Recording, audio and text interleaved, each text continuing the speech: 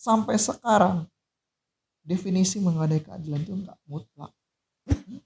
Untuk menghukum koruptor dimatikan atau dimiskinkan.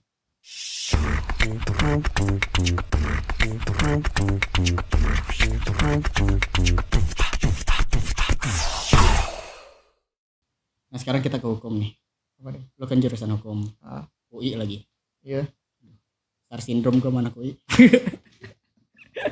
Gimana? Pertama nih, lo kenapa ngambil hukum? Apa ya? Betul gue ngerasa gini. Lo mau jawaban jujur atau mau jawaban yang ngeles? Ya, yang boleh di on cam aja. Terserah lu. Hukum itu ibarat kata gini. Kalau lu belajar hukum, lu ngerti ekonomik, lu ngerti politik, lu ngerti hubungan internasional. Tapi kalau misalkan lu ngambil jurusan itu, belum tentu lu mengerti hukum in general. Iya. Dan kalau misalkan kita belajar hukum itu dengan modal sarjana hukum, kita bisa berkarir di bidang hukum. Misalkan berkarir di bidang lu mau jadi jaksa, mau jadi pengacara, mau jadi notaris, mau jadi hakim. Sorry to say, itu kan diambil adalah orang-orang hukum, bukan orang-orang politik atau bukan orang-orang ekonomi. Tapi orang-orang hukum juga bisa mengambil jurusan-jurusan yang ya kayak lulusan HI kan pengen jadi diplomat atau mau jadi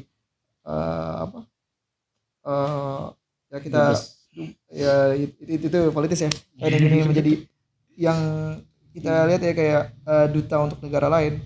Itu kan gak harus duta besar kan. Misalkan kita berurusan dengan negara kayak ekspor impor itu kan pengen seperti itu. Itu bisa diambil oleh teman-teman hukum. Orang hukum mau jadi pengusaha bisa. Nah itu. Bagaimana ilmu hukum adalah ilmu yang paling bisa menyesuaikan terhadap keilmuan lain. Itu tujuan utama gue. Nah, tujuan selanjutnya ya itu ya. Karena faktor itu gue rasa itu menghasilkan bro. Posisi menghasilkan dari mana tuh? Nah, kalau kita lihat ya kan, gue tuh terinspirasi dulu yang namanya Hotman Paris, gue terinspirasi dulu ya.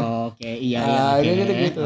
Terus ya itu ya pengen aja gitu lah, ya, pengen kayak gitu dulu. Sekarang udah nggak mau. Punya aspri gitu.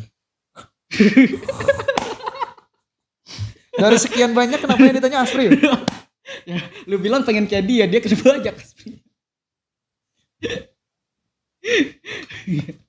Ya opportunity-nya lah ya. Iya, opportunity-nya lebih besar. Terus gue ngerasa gini, gue disabilitas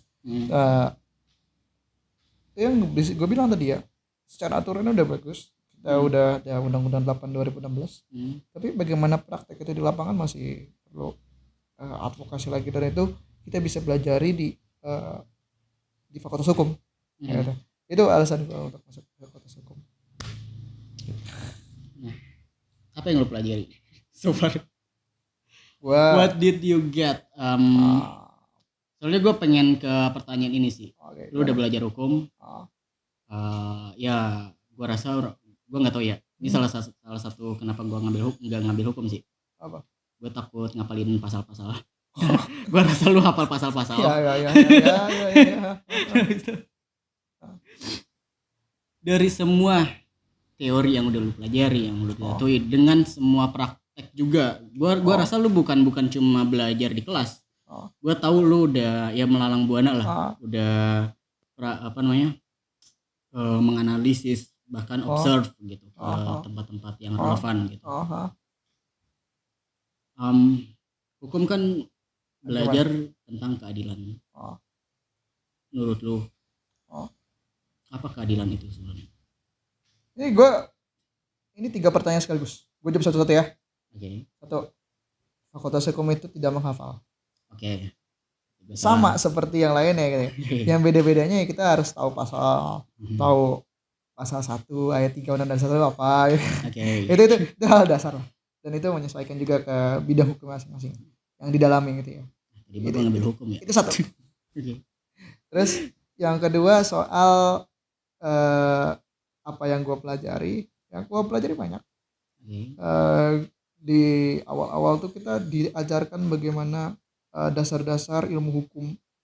Nah, itu kita belajar mengenai apa itu hukum, apa itu keadilan. Itu dibilang filosofis banget ya. Emang filosofis Iya. sih. Lalu belajar lagi tentang hukum pengantar hukum Indonesia. Itu hukum-hukum yang berlaku di Indonesia. Apa itu tentang hukum pidana, apa itu hukum perdata, dan apa itu tentang negara dan sebagainya dan sebagainya. Nah, itu kita dipelajarin di semester pertama itu belajar itu. Lalu kalau di semester selanjutnya kita belajar tentang ya udah mulai penjurusan. Kalau tertarik tentang pidana-pidanaan ya belajar hukum pidana. Kita tertarik tentang bagaimana negara itu dijalankan, ada hukum tata negara atau hukum administrasi negara bisa diambil. Ataupun kita bisa ngambil juga yang suka bisnis, kita bisa ngambil hukum ekonomi atau hukum bisnis. Ataupun ada juga yang suka dengan teknologi, ada namanya hukum teknologi di sekarang ya, sekarang lagi ya kayak gitu. Itu lagi berkembang pesat di Indonesia. Ya gua rasa itu ya pertanyaan kedua tentang apa aja yang dipelajari. Nah, yang ketiga adalah apa itu keadilan ini. Kalau kita bicara keadilan itu kan banyak perspektif. Dan itu nggak hanya dipelajari di Fakultas Hukum. Kita belajar filsafat juga belajar tentang keadilan. Kita bagaimana belajar tentang sosiologi juga belajar mengenai keadilan. Kita misalkan gini, kalau sosiologi itu ya kita bagaimana menganalisis mengenai keadilan gender perspektif sosiologi atau perspektif misalkan ilmu Quran gitu. Atau perspektif pembangunan ekonomi pembangunan develop ekonomi, atau kita berbasis yang lainnya. Itu sangat banyak gitu loh. Kita berbicara tentang keadilan itu ya. Tapi sampai sekarang berbicara mengenai keadilan itu nggak ada jawaban yang benar-benar mutlak. Artinya keadilan itu banyak versi. Kita mau bilang keadilan menurut filsafat Yunani kuno, atau kita menurut keadilan menurut perkembangan selanjutnya, banyak hal. Tapi bagi gue adalah keadilan itu adalah bagaimana seluruh pihak tanpa terkecuali itu bisa mendapatkan akses terhadap hal-hal yang dibutuhkan. Contohnya gini, gue sebagai penyandang disabilitas, itu gue bisa mendapatkan akses pendidikan. Nah, tapi gue ketika mendapatkan akses pendidikan itu gue pasti ada yang namanya ujian atau menekan untuk bukti bahwasanya gue tuh udah benar belajar gitu kan. Ada ujian, sama kayak proses lu belajar lah. Nah, itu bagaimana gue bisa belajar atau gue bisa menempuh ujian itu bisa dengan dilakukan dengan cara-cara yang gue bisa akses gitu. Itu yang keadilan. Sesimpel itu. Gue ngerasa ya ketika lu itu bisa mendapatkan akses ke tempat atau kita bisa mendapat akses yang sama dengan teman-teman lain, walaupun dengan upaya yang berbeda, itu keadilan. Itu perspektif lu mungkin berbeda dengan gua gitu ya. Itu ya sampai sekarang kalau kita di Fakultas Hukum tuh diajarin gitu. Keadilan tuh nggak pernah mutlak. Nah, gimana dengan yang sering diomongin soal hukum yang tumpul ke atas, tajam ke bawah? Adakah keadilan di situ? Dan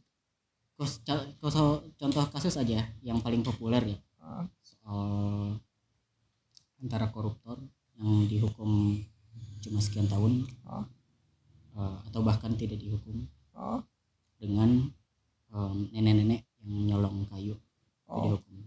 Itu jadi pertimbangan juga ya. Gue dulu masuk Fakultas Hukum juga selalu dikasih. Sebelum masuk ke Fakultas Hukum itu ada selalu diceritakan ada kasus antara koruptor dengan kasus nenek-nenek pencuri kakao ya, yang dihukum selama 6 bulan ya waktu itu kan kalau nggak salah. Itu menghebohkan waktu itu. 2012 kejadian. Lu nanya perspektif gue. Perspektif gue. Nah itu lagi. Maksud gue, apakah hukum harus sebuku itu atau harus, maksud gue kenapa apa bahasanya, apakah norma dan etika itu ada dalam hukum gitu untuk mempertimbangkan soal keadilan yang lebih lebih humanis lah bahasa kayak gitu. Ini gua sedikit mensimplifikasi, gua sedikit menyederhanakan ya biar mudah dipahami oleh teman-teman gini. Ketika kita belajar mengenai hukum, kita belajar mengenai keadilan. Ini lanjutan dari jawaban tadi. Ada keadilan yang berdasarkan teks undang-undang gitu ya. Lu mencuri, dapat hukuman sekian tahun misalkan. Nah itu demikian itu namanya masa positivis. Jadi semuanya itu dipandang menggunakan hukum positif. Lo mencuri hukumannya misalkan 1 tahun. Nah nenek-nenek mencuri kakao dia nggak makan itu mencuri 1 tahun hukumannya. Lalu ada pejabat ya nyolong dikategorikan sebagai mencuri walaupun itu tindak pidana berbeda 1 tahun. Itu masa sendiri, masa positivis. Jadi memandang berdasarkan teks. Kalau dalam hukum pidana itu ada istilah kalau nggak ada peraturan itu nggak ada hukuman. Begitu pula kalau ada hukuman itu harus ditegakkan kalau ada aturannya. Nullum delictum nulla puna sine prave lege punali. Itu asas penting dalam hukum pidana. Kalau nggak ada aturan nggak bisa ditegakkan. Gitu. Tapi ada juga nih masalah lainnya tadi kan kita berbicara masa positif. Kita selanjutnya lagi berbicara mengenai masa progresif. Masa progresif ini adalah masa yang memandang banyak faktor. Kita nih contoh. Gini. Orang yang mencuri, kita berkata mencuri ya, dengan nenek-nenek, dengan Bik Minah yang mencuri kakao itu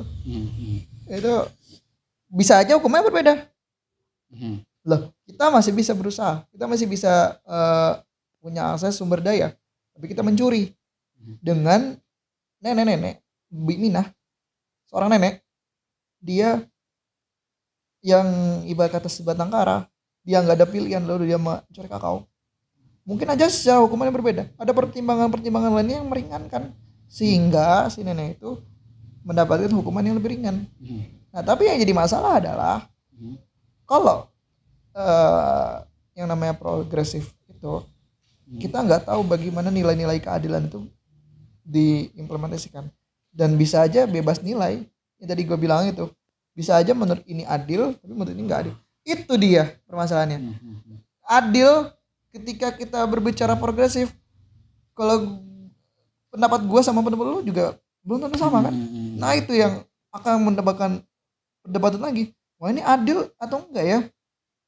Kalau menurut Fauzi itu gini, menurut Farhan tuh gini.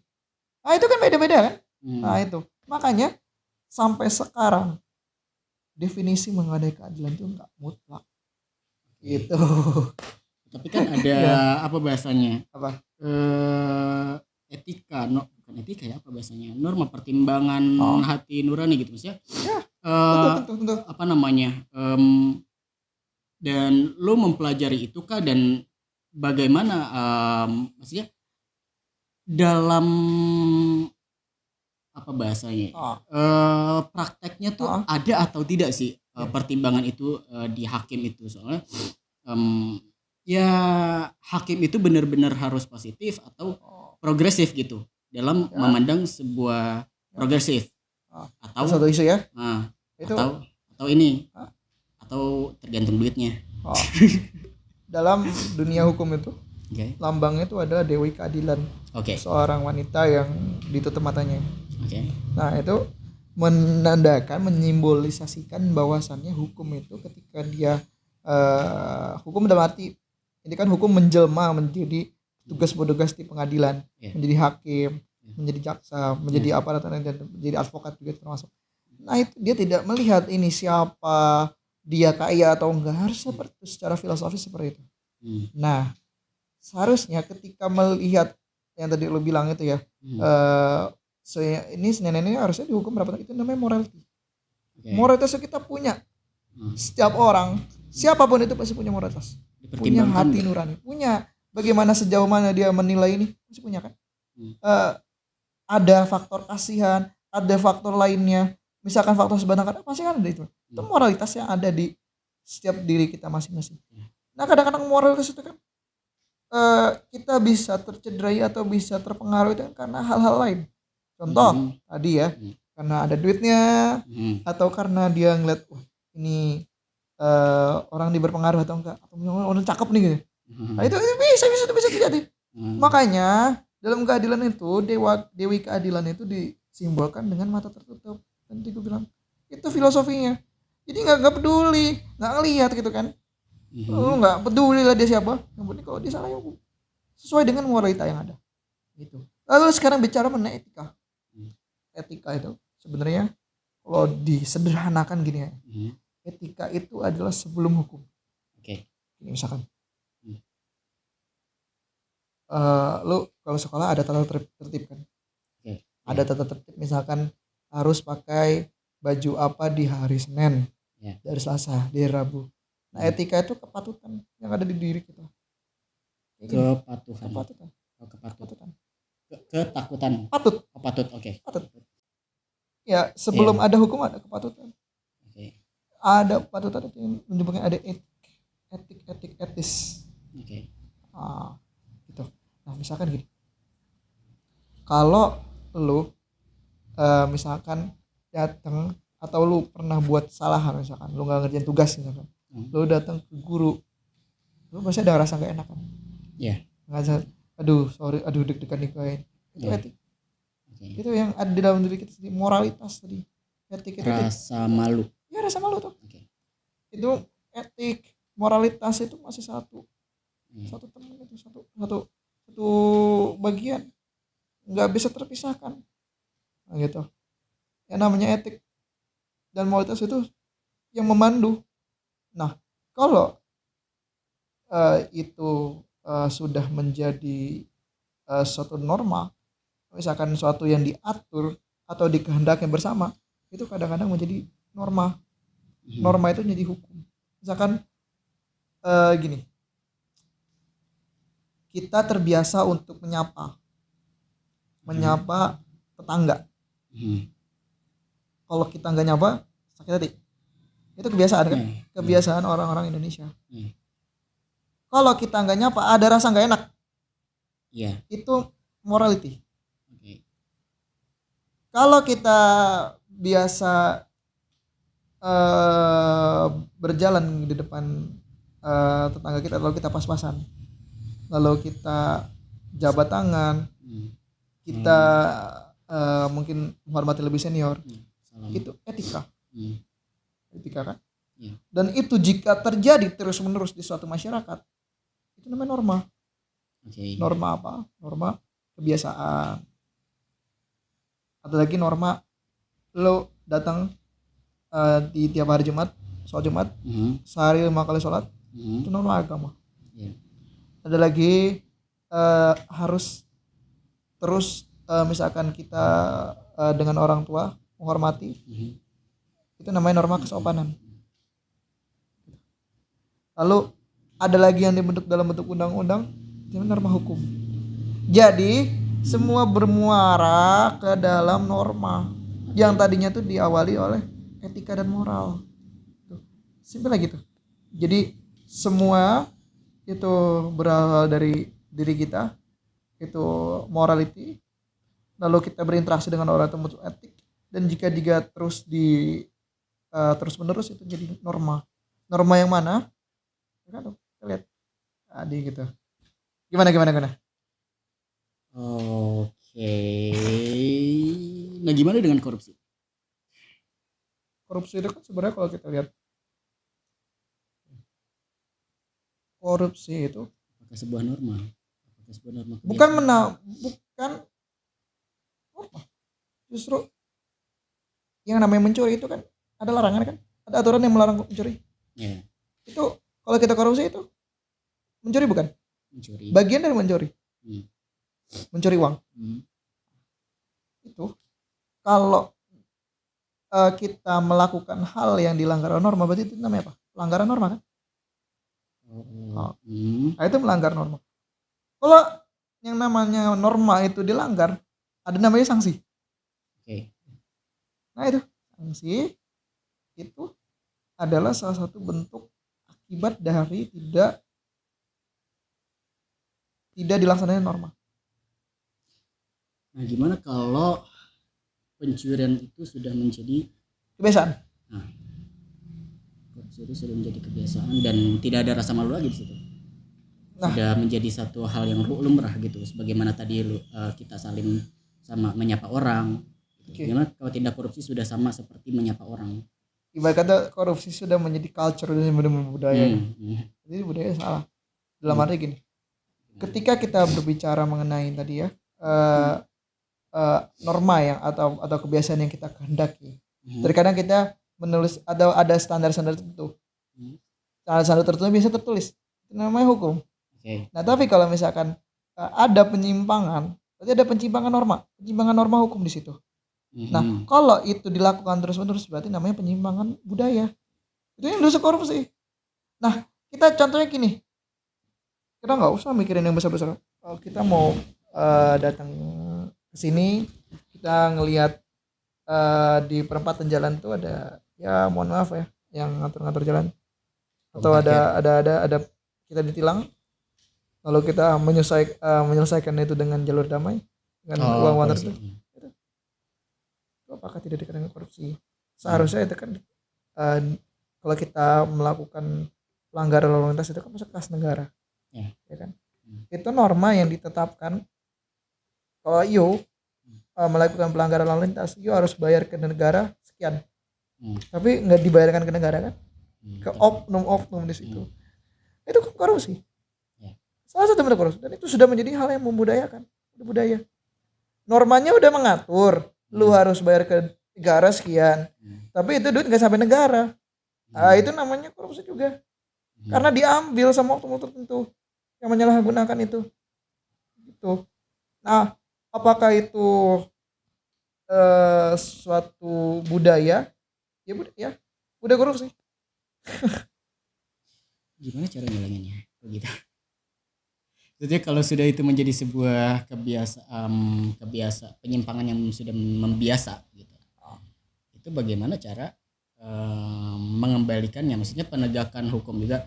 Soalnya gue nggak tahu ya, gue nggak tahu, tapi ini berat ini. Ya emang berat sih. Berat. Korupsi itu kan ya apa gitu yang bisa memberhentikan praktek itu dari lini masyarakat sampai pejabat aja itu ada gitu kan. Kita bisa bilang kayak gitu. Kita nggak usah nyebut nama siapa atau apa gitu. Tapi kita mengakui gitu dari paling bawah sampai atas ada gitu. Lalu apa yang menghentikan? Apakah hanya sebuah hukum? Dan yang sering digembar-gemborkan misal orang-orang yang sering bersuara misal adakan hukuman mati gitu, untuk korupsi gitu. Nah, apakah itu efektif? Gini. Dan apa yang bisa memberhentikan? Gitu? Ini pertanyaan 3. Oke. Satu, bagaimana cara menghentikan itu? To be honest, I don't have answer. Sampai sekarang nggak tahu. Karena kita belajar ekonomi atau pendidikan atau apa? Karena gini, pengaruh. Semua tidak akan berpengaruh banyak kalau morality kita tidak. Morality itu kan tergantung bagaimana dia dibesarkan, di mana dia berada. Itu morality itu gitu. Kan sikap-sikap orang berbeda. Tapi pada intinya adalah moral ketika orang itu dilahirkan adalah moral yang tapi yang membedakan itu adalah bagaimana dia dibesarkan, itu moral itu dilatih gitu. Kalau hidup di lingkungan yang sudah terbiasa membudayakan hal-hal seperti itu, mungkin dia menganggap standar itu tidak bermasalah secara moral. Nah, yang dibutuhkan adalah sekarang ada percontohan, contoh dari orang-orang yang di atas itu. Menurut gue ini nggak tahu ini jawabannya benar atau enggak. Tapi namanya opini. Iya nih. Itu jadi satu percontohan bagaimana kita menghindar Simpel gini, datang tepat waktu. Itu kan budaya-budaya yang kita korupsi waktu itu kita hindari. Atau yang kedua, kita bisa menjadi percontohan, kita nggak nyogok ketika melakukan satu pelanggaran supaya kita dapat hukuman yang lebih. Kayak tadi contohnya misalkan tilang gitu. Nah, itu. Dan yang ketiga juga termasuk ini penguatan sistem hukum.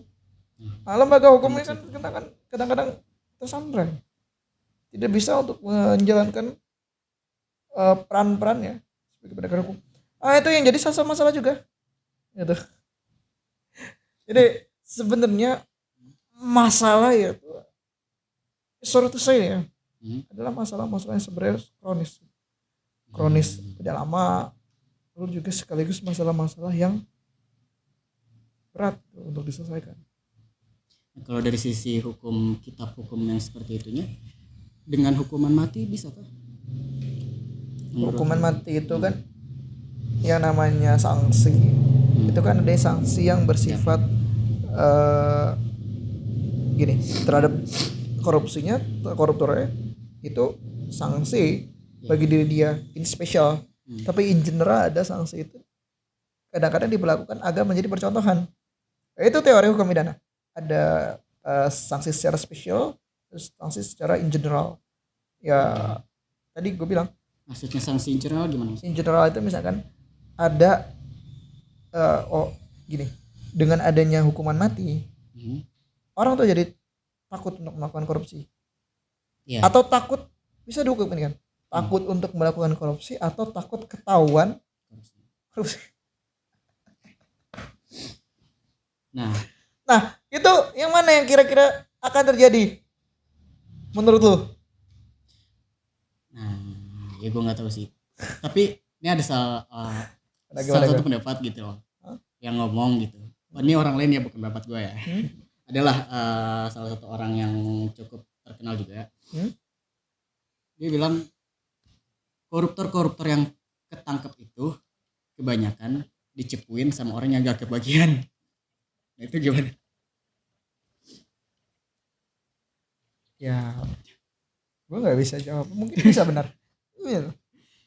Dan gini, ini gue pengen bicara soal tekstualnya dulu ya. Gimana? Tekstual aturan gitu. Baik lagi yang tadi soal hukuman mati.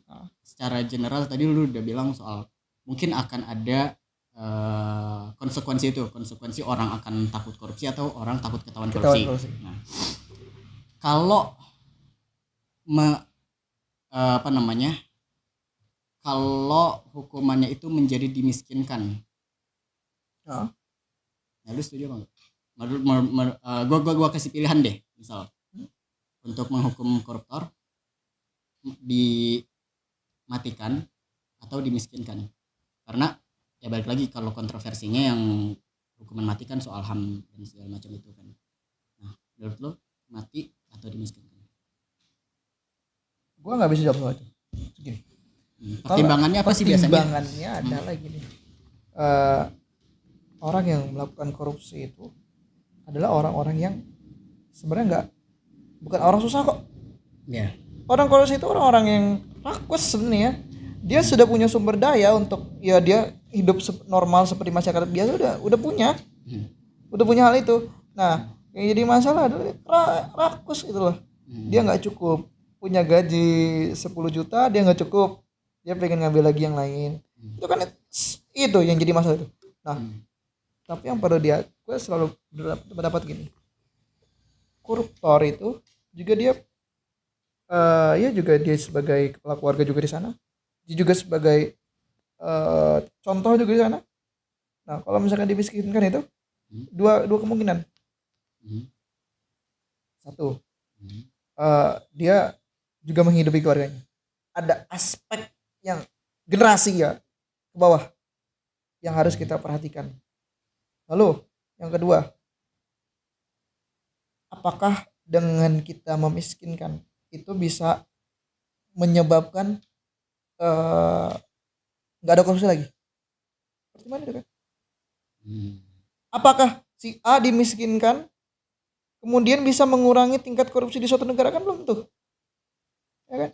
Yang lagi-lagi sanksi yang bersifat spesial yang dijatuhkan kepada orang tertentu yang melakukan hal itu belum tentu berefek secara general. Ada penelitiannya. Nah, maka dari itu sebenarnya ini ya kita ketika berbicara mengenai korupsi itu kesimulakama gitu. Misalkan gini, ada orang korupsi mobil, korupsi uang APBN atau APBD gitu ya, di suatu daerah itu sekitar misalkan ya jumlah tertentu. Lalu hasil korupsinya itu jadikan mobil gitu ya, mobil atau jadikan rumah, aset lah istilahnya, aset yang bergerak atau tidak bergerak. Lalu kemungkinan lalu dia ditangkap ditangkap, lalu jadi mobilnya itu tanah itu jadi disita oleh negara. Nah di sisi lain juga negara juga punya tanggungan loh, mobil itu biar tetap bisa punya nilainya harus dijaga kan, dirawat kan, suku cadangnya dan sebagainya, rumah juga harus gitu, tanah juga harus dilihat bagaimana. Itu kan ada biaya juga yang harus dikeluarkan negara untuk menjaga aset-aset itu. Gitu. Jadi sebenarnya itu masalah korupsi itu masalah yang nggak cuman diselesaikan dengan satu cara, itu bisa selesai enggak. Bisa jadi kalau kita melakukan tindakan A itu bukan yang kita menyelesaikan masalah tapi menambah masalah. Tapi kan kayak gini-gini nggak populis bos. Ya nggak populis kan? Orang tahu di masyarakat koruptor dimiskinkan, koruptor harus dimatikan, hukuman mati atau koruptor harus dipenjara. Tapi bagaimana kita juga bisa lihat tadi dia ada juga bilang koruptor itu yang ketangkap itu orang-orang yang cepu. Nah, itu bisa dicari menggali informasi. Ada namanya dalam hukum pidana itu saksi yang bisa dihadirkan meskipun dia tersangka. Dia katanya nyanyi lah ya. Nyanyi karena dia nggak dapat bagian atau karena dia udah apes duluan terjerat kasus, lalu dia cerita lah membongkar itu. Ada sistemnya di Indonesia. Jadi itu sudah diakomodir juga dalam undang-undang kita. Gitu bos. Berat ini kita nih. Main kita hari ini nih.